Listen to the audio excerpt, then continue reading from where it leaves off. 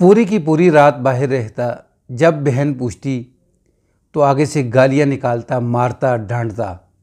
बात यह स्टेटस देखकर कभी भी रिश्ता ना करें, दीनदारी देखकर रिश्ता करें। मरने के बाद आपकी दुआ औलादें जो हैं वो बंगला, कार, पैसा, माल, दौलत। तो पाकिस्तान में देखें तलाक़ों की शरह जो है वो किस कदर जो है वो तेज़ी के साथ बढ़ती चली जा रही है। देखें सारा वाक़या जो है स्टोरी के अंदर। अस्सलामु अलैकुम वरहमतुल्लाहि वबरकातुहू। मैं उम्मीद करता हूँ कि आप सब खैरियत से होंगे। दुआ है अल्लाह रब्बुल आलमीन आप सबको अपने हिफ्ज़ व मान में रखे, सबको अल्लाह तबारक व तआला क़र्ज़ से मरज़ से हमेशा महफूज रखे। जहाँ रहें खुश रहें, आबाद रहें, सलामत रहें। दिल से दुआ है आपके भाई की, कह दें आमीन। नाज़रीन, जो आज का वाक़या और स्टोरी है वो आप सुनने के बाद यानी आप भी हैरान परेशान होंगे कि बाज़ औक़ात हम गवाहों से गवाही लेते हैं लेकिन हम उनके ऊपर अमल नहीं करते, यकीन नहीं करते, जिसकी वजह से बाद में आने वाले दिन जो हैं हमारे लिए मुश्किल का सबब बनते हैं। तो यही कुछ जो है इस वाक़े के अंदर हुआ है। मुझे एक दोस्त ने वाक़या सेंड किया है, तो उसके अंदर जो है वो लिखा है, कुछ वक्त पहले एक दोस्त के वालिद ने मुझे घर बुलाया और कहने लगा कि बेटा, मेरी बेटी का फ़लाँ जगह से रिश्ता आया है। वो लोग माशाल्लाह अच्छे खाते पीते यानी इज़्ज़त घराने से उनका ताल्लुक़ है। लड़का आपकी पहचान का है। मुझे बताओ वो लड़का कैसा है, मेरी बेटी के लिए वो बेहतर साबित होगा या नहीं।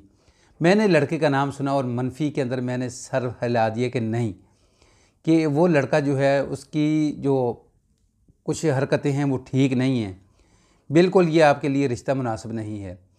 कहता कि जब मैं ये बातें कर रहा था तो उस वक़्त मुझे मछली फ्राई होने की जो है ना वो खुशबू आ रही थी। जैसे ये मेरी बातें ख़त्म हुई, वो मछली की फ्राई की खुशबू जो है वो भी बंद हो गई। चाय का एक कप मुझे दिया तो मैंने वहाँ से निकला और बाहर आ गया। तो कुछ दिनों के बाद मुझे दावतनामा मौसूल होता है दोस्त की तरफ से कि मेरी बहन की मंगनी है तो आपने शिरकत करनी है। दावतनामा जब मैंने खोल कर ऊपर देखा तो उसी लड़के का नाम।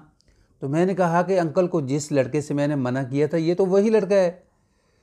तो खैर, कहते कि मंगनी के बाद खाना आगे जब हम फारिग हुए तो अंकल के साथ जब मैं मिला तो अंकल को मुबारकबाद दी। तो अंकल ने मुझे कहा कि बेटा, कि मैंने बहुत कुछ सोचने के बाद मैंने सोचा कि लड़के के अंदर कुछ खामियां हैं, कुछ बुराइयां हैं। शादी के बाद ये ठीक हो जाएगा। हर इंसान के अंदर कोई ना कोई खामी होती है लेकिन वो बाद में ठीक हो जाता है। तो मैंने कहा कि अल्लाह करे ऐसा ही हो।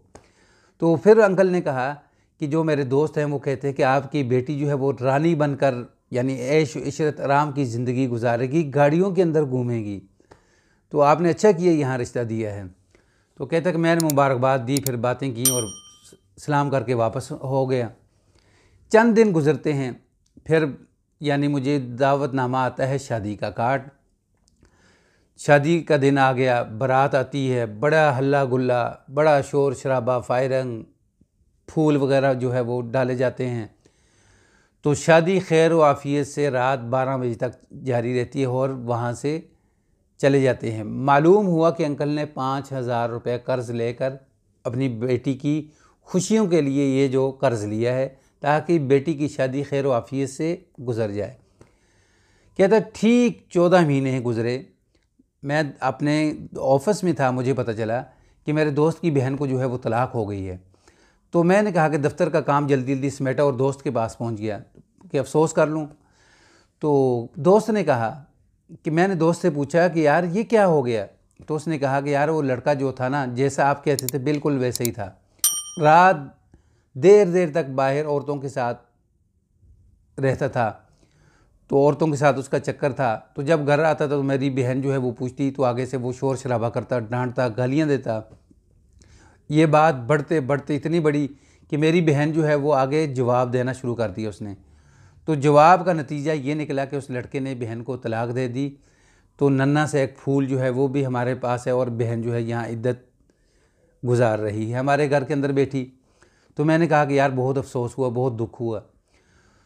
तो नाजरीन, बाज़ औक़ात हम जो गवाह होते हैं ना, गवाहों को हम रोन देते हैं। गवाहों की गवाही हम नहीं सुनते, पूछते हैं हम गवाह देखें कि ये गवाह जो है जिससे हम गवाही ले रहे हैं ये कौन है, कैसा है, तो उसकी गवाही को कबूल करें।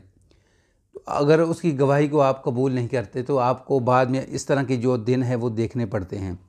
तो अभी ये देखें कि जिस बेटी को हमने पाल पोस के बड़ा किया है, जिसके नाज व नखरे उठाए, हर चीज़ उसकी पूरी की, तो मिनटों सेकंडों के अंदर उसकी खुशियों के ऊपर जो है वो पानी फिर जाता है, तो बहुत बड़ा अफसोस होता है। तो शादी मंगनी वहाँ करें जहाँ जिस तरह दीन ने हमें कहा है, दीन के हिसाब से चलें।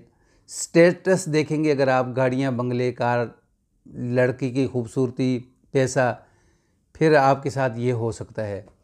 मुझे उम्मीद है कि ये वाक़या और स्टोरी जो है ये आपको पसंद आई होगी। अगर पसंद आए तो इसको लाइक, सब्सक्राइब, शेयर ज़रूर करें, बेल के बटन को दबा के रखें ताकि आने वाला जो है हर वाक़या, नई स्टोरी जो है वो आपको मिल सके। अस्सलामु अलैकुम वरहमतुल्लाहि वबरकातुहू।